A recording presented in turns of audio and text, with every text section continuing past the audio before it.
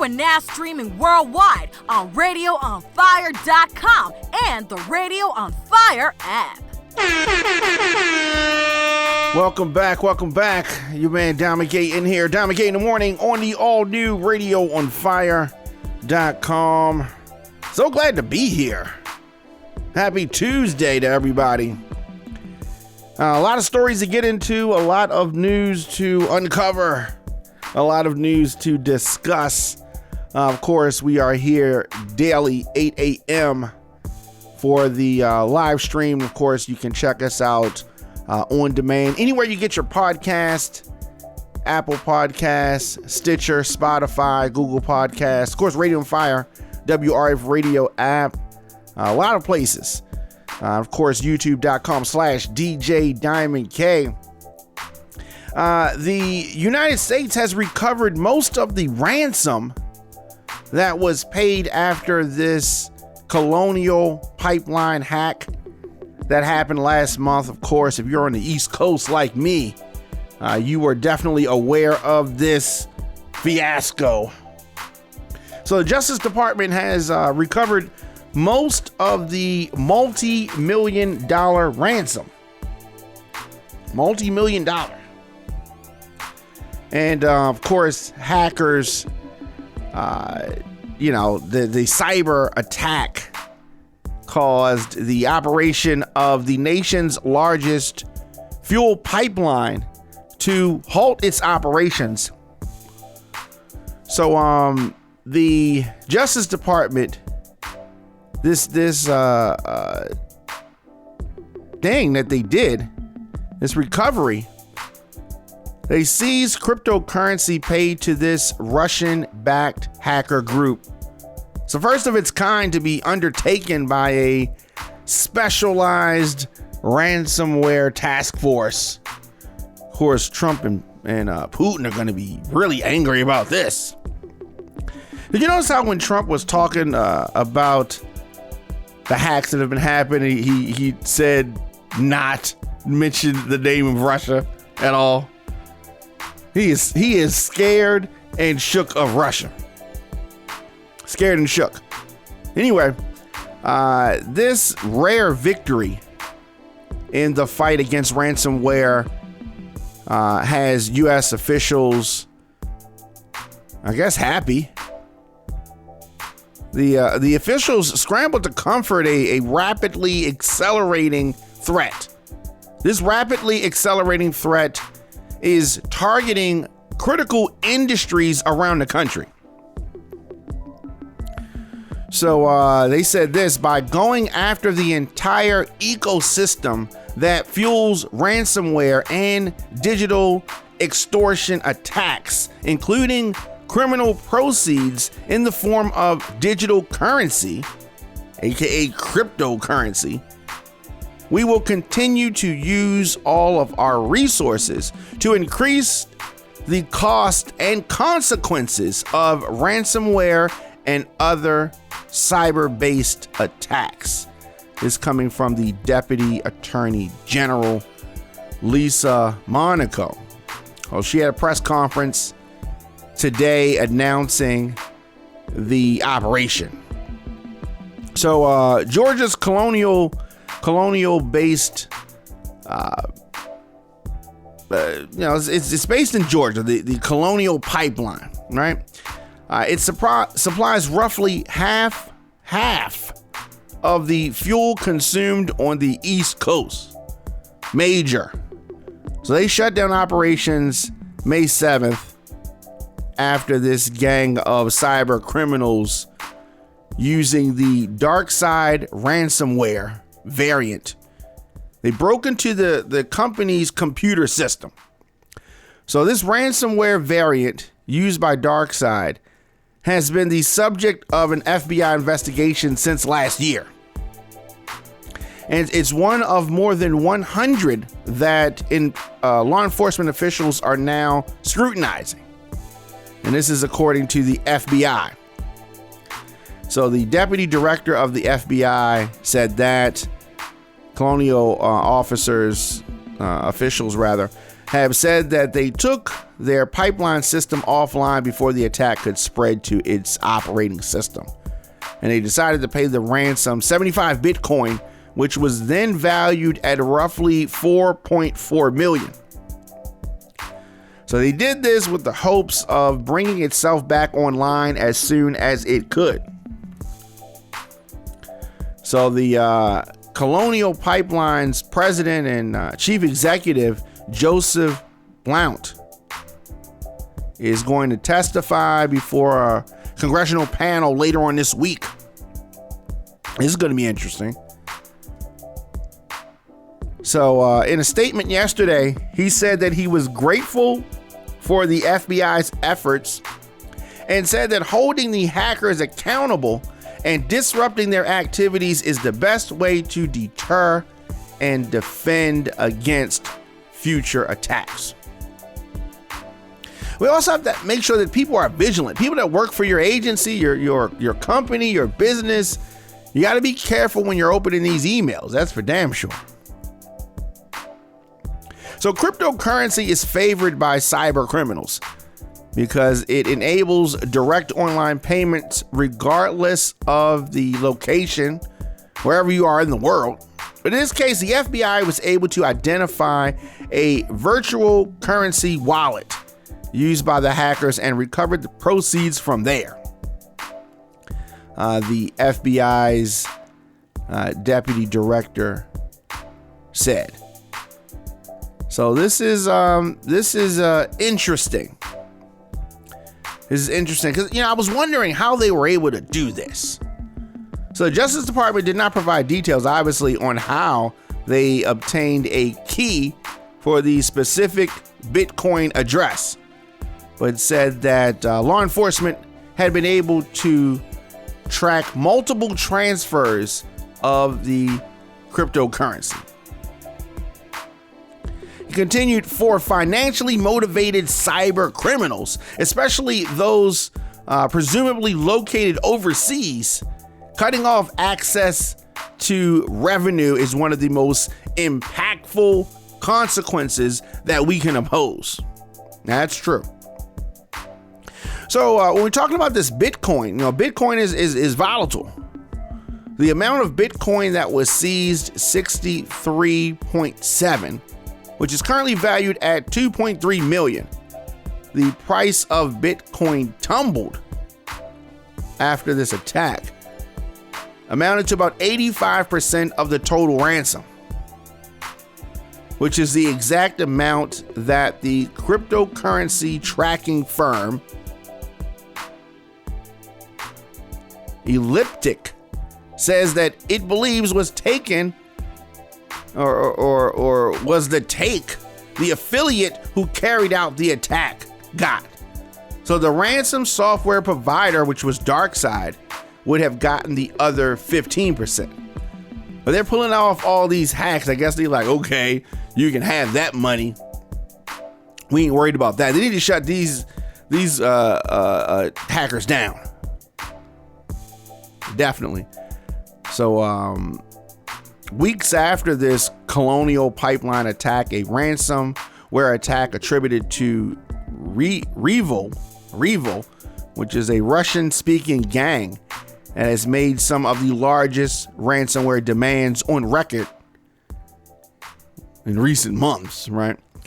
Disrupted production at Brazil's JBS, which is the meat processing company. So the ransomware business has really evolved over time. It is a highly compartmentalized racket with labor divided among providers of the software that locks the data. Ransom negotiators, hackers who break into targeted networks, and hackers skilled at moving undetected through those systems. Right? And they're really trying to get sensitive data. And even call centers in India employed to threaten people whose data was stolen to pressure them for extortion payments. Definitely something serious. And as the world has gotten more digital, these are some of the things that your company, your business, just you in your personal life, you have got to be mindful of. Got to be mindful. Just tuning in, Don McKay in the morning on the all-new radioonfire.com. Here on the program, we deliver the biggest political and trending news stories of the day with interviews and original reporting from across the country, emanating from our studios in Atlanta and Baltimore. Show is fun, show is upbeat, but also want to expose what is really happening in this country. Of course, Radio on Fire is Black voices giving you the American story, and it is a hell of a story. In Baltimore, author Wes Moore has announced that he is running for governor of Maryland. So Moore is a Democrat and focused his campaign announcement on addressing inequities in the state of Maryland.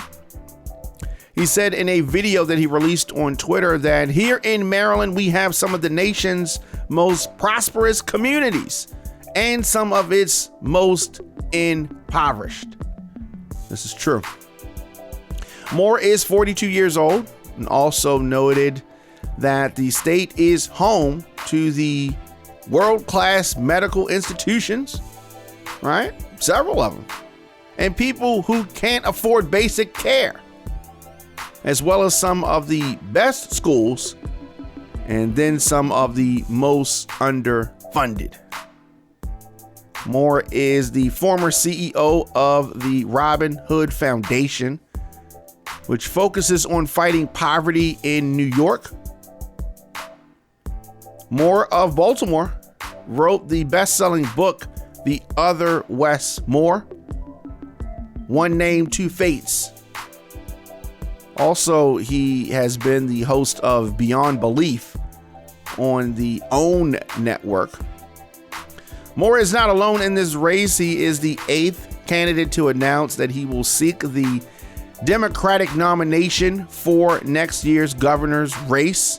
Thankfully, Governor Larry Hogan, Republican, is term limited. So it's going to be an interesting race for the governorship of Maryland. So we're definitely going to be following that very closely. Let's do this. Let's take a quick break, and then we're going to come back on the other side with more news here on Don McKay in the morning on the all-new radioonfire.com. Giving you more talk, more news, and more music. It's Radio on Fire. All right, we are back. You man, Don McKay in here, of course, Don McKay in the morning on the all-new radioonfire.com. In Baltimore news, 3 people shot in 2 separate shootings in the area known as Fells Point over the weekend. So Baltimore City Police are investigating these 2 separate shootings, which led to 3 shooting victims early Sunday morning in Fells Point. According to police, around 12:30 a.m., 2 Southeast District officers were on foot patrol in the area of Thames Street at Broadway when they heard what they thought were fireworks. Unidentified citizens told the officers that 2 people had been shot in the 1700 block of Thames Street. Upon responding, the officers located 2 males ages 24 and 26 who had been shot. Moments later, police responded to a call for a shooting at Alisana at Broadway Street, South Broadway Street. So the officers located an unidentified male who had been shot in the head. Police say that all 3 victims were transported to an area hospital.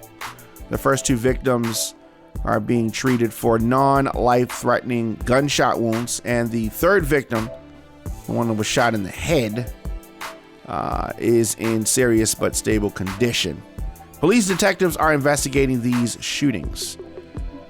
So it is, there's so much going on. So if you're not familiar with the Fells Point area, it is it's an area that people go and party in. It's near the water. cobblestone. It's a nice area, but we've been having a lot of crime in that area. The mix of alcohol and easy access to guns has really been toxic to that, just to the country in general, but definitely to the Fells Point area. They've been dealing with a lot. So in response to this, Mayor Brandon Scott of Baltimore and Police Commissioner Michael Harrison spoke about the shootings that happened in Fells Point. So it is an ongoing investigation. Investigators, since the time of that incident, have been looking through camera footage and looking for more camera footage. As of yet, they have not yet come to me with an identification of a shooter, but we're still going through tons and tons of video, and we're still looking for more video. Well, we're always assessing when and where to enhance security. Certainly, we're taking that into consideration as we balance out the needs of the entire city and what's actually needed in Fells Point. So the answer is yes, we're working on that. And just one second. I think, Dave, it's a couple of things that we have to talk about, and thank you for your question. We have to understand that there were officers there. This shooting happened 25 feet away from officers, right? And we have to understand, when we have folks who are that brazen, that means that they don't care about the consequences. And that's why we are going to make sure that we go and remove these people from our streets. Because if you're that brazen to do that in front of police officers, that means you don't care about going to jail. You don't care about how long you're going to jail. Everyone has to understand that. And we have to make sure that we're consistently doing that. We're going to always make sure that we work to make sure that things are in place, not just in Fells Point, but across the city. But we also have to be able to have people gather, especially allowing our younger black people to gather and not have this nonsense. You can see time and time again, I know you probably comb through the social media and just see people saying, why can't we go anywhere and not have these things happen? People are sick of it. We have to be better as people too. We cannot allow our friends to be that weak, that they are that emotional. We have to hold ourselves accountable as a community and not to allow our people that we know to just say, oh, if I get into any little minor dispute, we're going to ruin everything for everyone else. We will find these people. We will continue to put things in place, but everyone has to understand the mindset of someone that would do it that close to a police officer. Naturally, you can tell that Mayor Scott is frustrated with this crime that is happening. And the police commissioner said that the investigators are looking through camera footage, have not identified the shooter. Mayor Scott is confident that they're going to catch whoever was responsible. And ironically, the mayor said that the shooting happened 25 feet away from police officers. And he was just talking about the brazen nature that someone would have to have in order to pull something like this off, to even attempt something like this.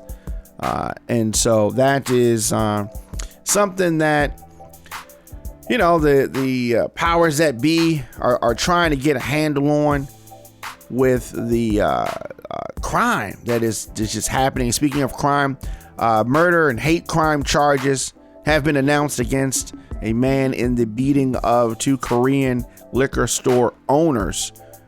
Marilyn Mosby, who they claim doesn't charge people with crimes, right? Marilyn Mosby announced attempted murder and hate crime charges in the incident.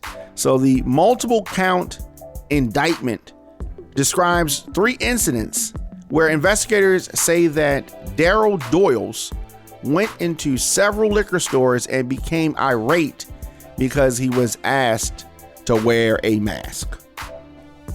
Can you explain what this day means to you hearing the indictment?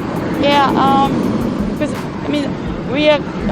I'm a Korean American, and also my parents who lived in all these years, and there was a lot of racial issues going on, but we are very quiet people, and we never spoke up, and this kind of thing. I'm very thankful that this could be a stepping stone for a lot of Asian people who are getting the mistreatment, but because of a language barrier and all that, they never really spoke up. And this is the stepping stone for them, that we need to speak out. And I'm very glad that we will get justice. So yeah, that's what I'm thinking. Yes. Thank you. What is your relation to the victims in this case? I don't have a direct relationship, but Okay. I'm a president of Korean Society of Baltimore County. Okay. So, Okay, yeah. good. And have you spoken to them? How are they doing? They are doing, they're still very shocked and they're still very sad that these kind of things happen. But they're trying to kind of get a justice from this incident. So, yeah. Health-wise? That's why they are recovering, but they're still suffering a lot of stuff. As you see, people could die from this. So, And yeah, how bad were the injuries that they're dealing with? Like, what are they dealing with as far as? They have like bad dreams and kind of a fearfulness, and besides the physical injuries, they have a lot of mental injuries, I believe. Yes. So. Have they opened the store? I don't think so. Today, a Baltimore City grand jury returned a 22-count indictment against Daryl Doles for offenses that occurred on May 2nd, 2021 in the city of Baltimore, which include 2 counts of attempted first-degree murder, 9 counts of a hate crime, 2 counts of attempted second-degree murder, 2 counts of first-degree assault, 3 counts of second-degree assault, 2 counts of dangerous weapon with intent to injure, 1 count of malicious destruction of property under $1,000, 1 count of attempted malicious destruction of property under $1,000. If convicted, Mr. Doles faces up to 2 life sentences plus 65 years in prison for his alleged conduct. While this defendant is presumed innocent unless and until proven guilty, the indictment alleges that after Doles was denied entry to an Asian American business because of his refusal to wear a mask, which was required, he returned to the business armed with a large piece of lumber and attacked the security guard who denied him entry. After being disarmed and removed from the store by its Asian American owner, the defendant went on to an alleged rampage and ransacked 2 other Asian American owned businesses and assaulted and attempted to kill 2 Asian American women, making clear his hateful motive. Among the manner and means by which the defendant conducted and participated in the criminal acts of attempted first-degree murder and related charges are as follows. On May 2nd, 2021, at approximately 11:25 p.m., Mr. Doles entered the Linden Discount Liquors at 904 West North Avenue to use a lottery machine. The security guard asked Mr. Doles to put a face mask on due to the COVID restrictions in the store. Doles refused, and the security guard officer asked Doles to leave the store. Doles grew angry, threw the lottery machine on the ground, kicked it across the store, and walked out of the store. Approximately 10 minutes later, Mr. Doles returned to the store claiming he left personal property there. The security guard again told Mr. Doles he must leave, and Doles left.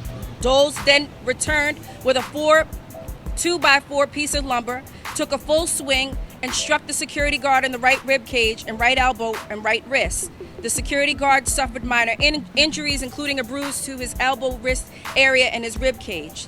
The owner of the store, an Asian American man, intervened in the altercation and physically removed the piece of lumber from Mr. Doles' grasp. Mr. Doles subsequently fled the location on foot.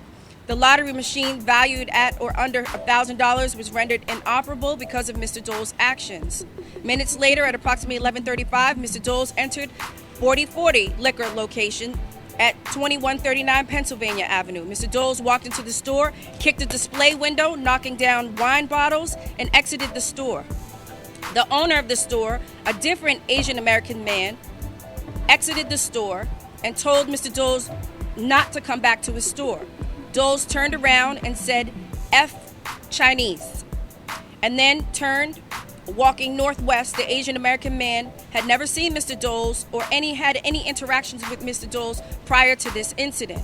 Mr. Doles walked about a block northwest and entered Wonderland Liquors at around 11:45, located at 2045 Pennsylvania Avenue. Upon entering the store, he was observed by Hashin Williams, a 67-year-old Asian American woman of Korean descent, to be repeatedly kicking the display window, knocking things over, and causing a disturbance. Miss Williams had never seen Mr. Doles or had any interaction with him. Prior to this incident, Mr. Doles kicked the display window 12 times before Miss Williams was able to tell Mr. Doles that they were closed and they had to leave. Miss Williams called 911. Dispatch advised that they would send an officer to the store. About 6 to 7 minutes later, Mr. Doles left. Miss Williams went to the front door to close and lock the location.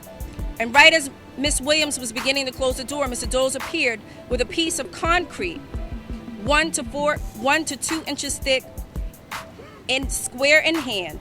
Miss Williams saw this and tried to grab it from him. The two locked arms and fell to the ground. Mr. Doles grabbed Miss Williams by the hair, pushed her face to the ground. Miss Williams tried to get the block out of Mr. Doles' hand, but he pulled it away while kneeling on top of Miss Williams and struck her 3 times in the head with a concrete block. Miss Williams' sister, Hai Kyung-yo, a 66-year-old Asian American woman of Korean descent, rushed over to try to stop Mr. Doles, but Mr. Doles hit her once in the head with a block the moment she tried to grab him.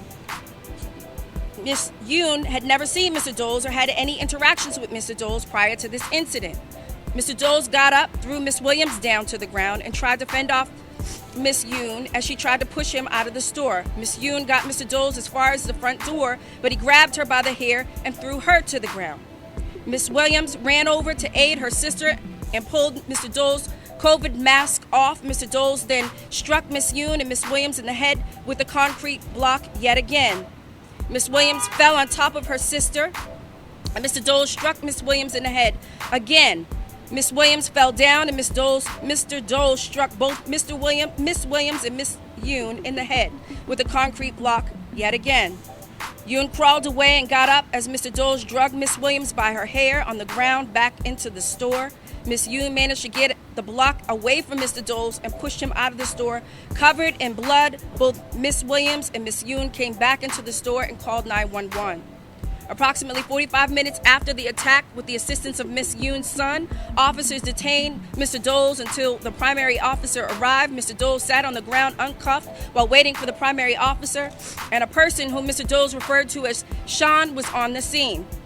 Doles asked Sean to tell the officers he was elsewhere. Sean declined to do so and said Doles shouldn't have assaulted that lady, and the following conversation ensued.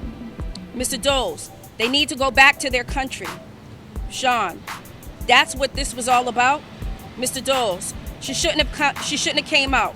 They effed your country up, but you still love them. F out of here. I won't eat out of their MFing stores. Sean, I love my country to death. Mr. Doles, I'll order out before I eat that MFing food. Williams suffered multiple lacerations. Miss Williams suffered multiple lacerations to the head, bled profusely, and had swelling and bruising around her eye. She was transported to shock trauma for her injuries. She received stitches in 3 places on her head. 1 gash required a plastic surgeon to provide 3 layers of stitching to close the wound. She has missed work since the event and suffers from headaches and dizziness. Miss Yoon also suffered bleeding lacerations to her forehead and a possible concussion. Miss Yoon was transported to Grace Medical Center to be treated. She suffered a gash to her temple. It was too deep and near too many veins to stitch safely. They could only bandage as best they could and follow up to ensure the wound is closing and healing properly. While again, the defendant is presumed innocent unless and until proven guilty, and I want to be clear that an indictment is not a conviction. However, today's indictment does demonstrate yet again my office's commitment to applying one standard of justice for all. We remain committed to fairness and equality, and we will not tolerate racially motivated crimes of violence inflicted on members of our community.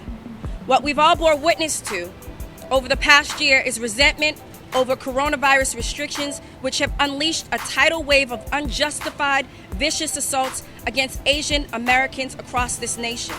This misplaced anger and hatred toward our Asian American community members is disturbing, unacceptable, and will not be tolerated in the city of Baltimore. That was State's Attorney Marilyn Mosby. According to the indictment, on May the 2nd, 2021, around 11:25 p.m., Doles entered the Linden Discount Liquors store in order to use the lottery machine. A security guard asked Doles to put on a face mask Doles refused. The guard then asked him to leave the store. He grew angry, threw the lottery machine to the ground, kicked it across the store floor, and left the store. He then went to another location and knocked over some bottles of wine, screamed out an obscenity, and then went to the third place where this terrible assault happened. So according to the indictment, Doles grabbed one of the ladies by the hair and pushed her face to the ground and tried to block her from getting away, and he pulled away, kneeled on top of her, struck her several times in the head with the cinder block. Her sister rushed over to try to stop her, and he hit her in the head with the block the moment she tried to grab him. So I mean, he assaulted a 67 and 66 year old women. So it is not going to go well for him. Mosby says that Doles faces up to 65 years in prison if convicted. On to other Maryland news. Maryland casinos have set a new monthly revenue record for the second time in 3 months. The Maryland Lottery announced yesterday that 6 casinos generated $172 million in the month of May. I constantly hear all these people complaining about stimulus money, and you can see that a lot of stimulus money is being spent at these casinos. Allegedly, these casinos contributed $73.4 million to the state of Maryland last month. That is an increase of about $9 million compared to the $63 million that it contributed to the state just 2 years ago. So the Maryland casinos were closed from March the 16th to June 19th last year because of the pandemic. And they talk about these contributions to Education Trust Fund in May were at $53.3 million. So what did this trust fund, there was this whole thing when they put casinos on the ballot, that money was going to go to schools. This trust fund, why are so many schools broke? I mean, I know it's mismanagement, but this money is just sitting in some trust fund. What's really good? Casinos revenue is also supposed to support the communities where the casinos are located. Maryland's horse racing industry and small minority and women-owned businesses. So I've never liked this whole thing. Never really felt like there was any accountability for where this money goes. So they're just pulling in money. They're just pulling in money, the casinos that is. But who knows? Who knows? Let me know your thoughts in the comment section. Instagram, Facebook, Twitter, LinkedIn, TikTok, at The Diamond K Show, at Radio on Fire. So, Johns Creek taps 28-year law veteran as its new police chief. So, the guy's name, the newly appointed police chief, is Mark J. Mitchell, and he will be only the third full chief to hold the position in the city's 14-year history. So he is newly appointed, no stranger to law enforcement. Obviously, the city manager, Ed Dinsmore, said in a statement that Mark J. Mitchell has been tapped for the position, bringing with him 28 years of law enforcement experience. So Johns Creek, Georgia, reports that Mitchell was most recently the chief of staff for the Georgia Department of Juvenile Justice and was the police chief for the city of Canton before that. So the newly appointed top officer will take over the position from the interim chief, Roland Castro. So Castro had been in the seat since the resignation of the previous chief, who was Chris Byers.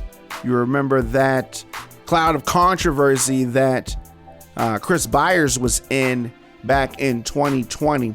Byers resigned, receiving a $325K settlement, the reasons for which were initially kept confidential by the city.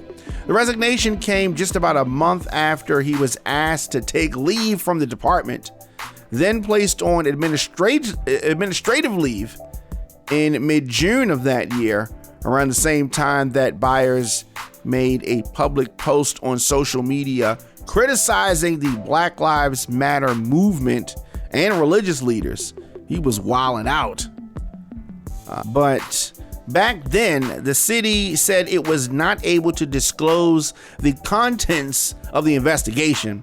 They did clarify that the matter was not related to Byers' Facebook post. So it turned out that he was actually asked to resign after an internal investigation went on into claims of inappropriate sexual language directed at a female employee before he became chief. So Mitchell, who will be sworn in on the June 21st City Council meeting, was chosen along with the group of finalists through a nationwide search conducted by the International Association of Chiefs of Police. The organization also included input from the community and city departments to develop a candidate profile, according to the statement. So hopefully Mark J. Mitchell is going to do a good job in this position. We definitely need officers and chiefs of police who do a good job. Doesn't matter where you are, whether you're talking about in Georgia or in Maryland or in your city or town. Definitely let me know your thoughts in the comment section. Instagram, Facebook, Twitter, LinkedIn, TikTok, at The Diamond K Show, at Radio on Fire. And of course, Diamond K in the Morning is available anywhere you get your podcast. Here on the program, we deliver the biggest political and trending news stories of the day, with interviews and original reporting from across the country emanating from our studios in Baltimore and Atlanta. As I say, the show is fun, show is upbeat, but also got to expose what's really happening in this country. New episodes drop 8 a.m., but I don't want you to miss any of our live broadcasts. In addition to the 8 a.m. program, we drop content throughout the day, live shows daily. So hit that notification bell so you get an alert whenever we go live. YouTube.com/DJ Diamond K. Definitely. Of course, I will be back here tomorrow. You can get breaking news and adult conversations covering topics that are important to Black culture. Visit radioonfire.com for our original radio, podcast, and of course, TV programs. You can support Diamond K in the Morning, and it is very easy to do that. I'm able to deliver our news and our views on Diamond K in the Morning because of our listeners, sponsors, and of course your donations. Diamond K in the Morning is powered by the people, and we need your support. Visit radioonfire.com/donate. You can make a one-time donation, join our VIP club, all of that. On social media, I am at The Diamond K Show, at Radio on Fire. And of course, I will be back tomorrow. See you guys.